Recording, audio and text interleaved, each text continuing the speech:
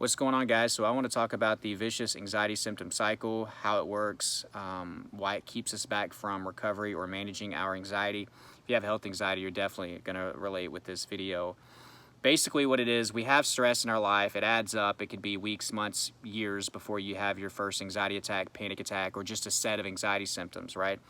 The stress adds up over time. It builds, it builds, it builds. And for some of you, you need a triggering mechanism. For me, I had a triggering mechanism. It was a weekend of binge drinking that led to my first panic attack, that led to all my first and initial symptoms. For some of you, it's just going to be a time thing. So you can look at it as a volcano. There's a magma reservoir under there. That's stress, right? That's stress that's unresolved. It builds, it builds, it builds. And then over time, eventually something's going to give. And it either is a triggering mechanism that causes the eruption or just time, right? It's time for this volcano, this sleeping volcano, to erupt because it happens, let's say, once every 50,000 years, right? So we have that issue going on. So we have the eruption, right? We get those first symptoms. We get that first anxiety attack and panic attack, and our fear and focus goes towards the symptoms, right? So this is where we become symptom focused. I'm so scared of those symptoms, and we know that fear fuels the symptoms, right? I don't know how many times I'm going to say symptoms in this video, but it's going to probably be a lot, and sorry if it annoys you.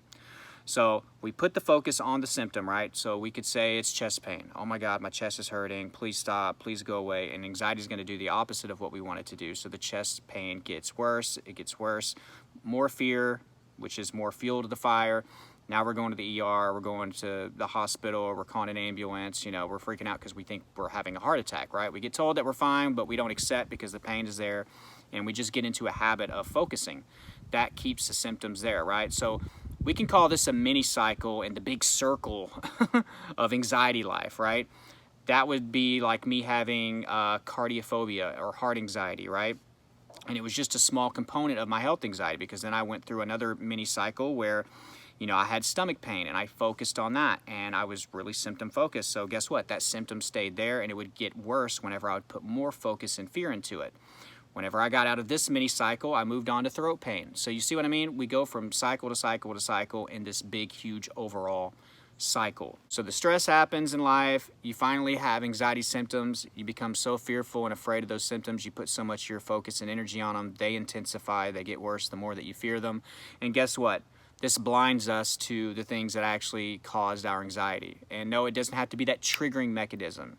You know, just because I drank heavily for a weekend with my friends, that's not what caused my 5 years of anxiety after that. It was the trigger to get things started. But this stress, my catastrophizing, my negative mind, my previous habits and addictions, and my lifestyle is what actually led to that. I just needed a trigger. So don't think necessarily what caused your first set of symptoms is the whole picture. Because a lot of you are like, well, I quit smoking or I quit drinking and I still have some. Yeah, because you still have a lot of other issues going on that are not being addressed. Your negative thinking, your catastrophizing, your issues with spiraling, your lifestyle changes or choices, you know, other habits in your life, the people that you're around. You have to detoxify your environment. So now we're not able to work on those things. Well, we are able to. That's the kicker. We choose not to, or we don't realize that we have to work on those issues even while we deal with symptoms. And it's hard. Don't get me wrong. It's hard to work on all those other things in your life when your chest hurts, right? That's why acceptance plays a role. And that's the cycle right there. So if you want to get out of a mini cycle, you have to do a few things. You have to stop Googling. You have to stop self-checking. You got to stop body scanning. You got to stop asking for reassurance. You have to work on your acceptance. Obviously, you got to change your lifestyle habits. You have to get initial reassurance from a doctor and work on the acceptance from there.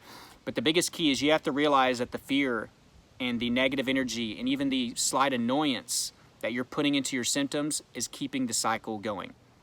Once you realize that fear is fuel for the symptoms, you will start to stand up to the symptoms. You have to stand up for your subconscious, to that anxiety bully.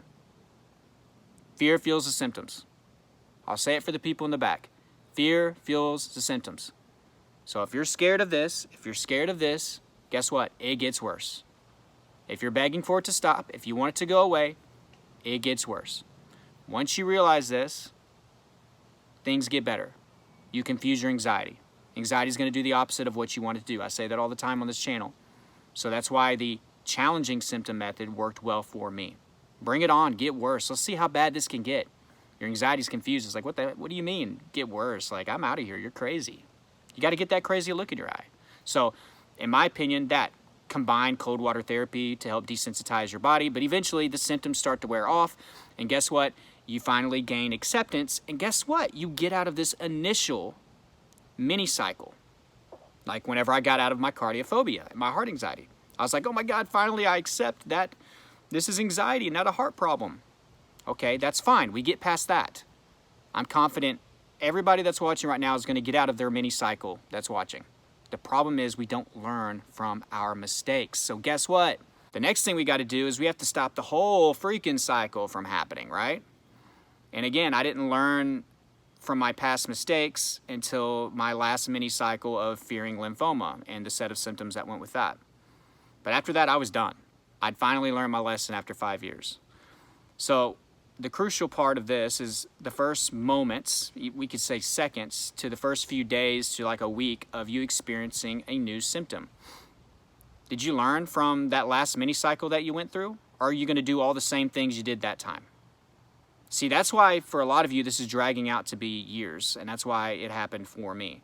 I'm confident all of you will get over what you're dealing with right now. You will finally accept it. You'll be like, okay, this has been going on for years. I would have died by now. Like, you know what I mean? Or I'm just sick and tired of worrying about it. And guess what? Since you're not worried about it, your subconscious will get bored with it. Anxiety will get bored with it. And guess what? The symptom will start to go away. But what happens when you get stomach pain? You know, what happens when your head starts to hurt? Are you going to jump to conclusions that it's brain cancer? You know, if you have stomach pain, are you going to automatically assume it's stomach cancer? All right.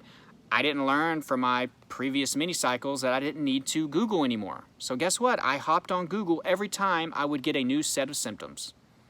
And I never handled my problem of catastrophizing or negative thinking or spiraling. So guess what? I believed everything that I saw on Google. See, the biggest opportunity in this whole vicious cycle thing is, what did you learn from the last one? What did you learn from the last one that you're not going to do? You have to make some promises when you get out of a mini cycle that you're not going to make these same mistakes next time that you deal with symptoms for the first time. And see, that's something I didn't freaking do. We just go right back into it. We spiral, we catastrophize, we assume the worst. Those are problems that we aren't working on, apparently. We Google, we vital check, we put our fear, see, we didn't learn from the last time that putting fear into these freaking symptoms makes them worse. So since I didn't learn, the next time I felt anything, whether it was caused by anxiety or not, I would go right back into the cycle. And here I am again for another 6 months worrying about this. Here I am for another 1.5 years worrying about lymphoma. And that's how it works. So you have to get out of the mini cycle. I explained that, and then now you have to get out of the big cycle, right? But that is the anxiety symptom cycle. I've said symptom, and cycle probably 100 times in this video. So hopefully you were able to get through this. But if you want more help with this, if you want to start recovery, if you want to get out of this vicious cycle, I really urge you to grab my course, Elite Anxiety Bootcamp. It's going to help you with all of that. It's changing a lot of people's lives out there. I want you to be a part of that if you haven't yet. Try that out. Try that out. Super affordable. Also, online therapy is going to be down below. I do coaching calls, so if you're interested in my coaching info, you can shoot me an email. I'll send that info. My email is also down below in the description and in the first pinned comment with a lot of other resources and my socials, guys. I love you all. I hope you have a beautiful Saturday, and until next time, guys, keep fighting. I love you all.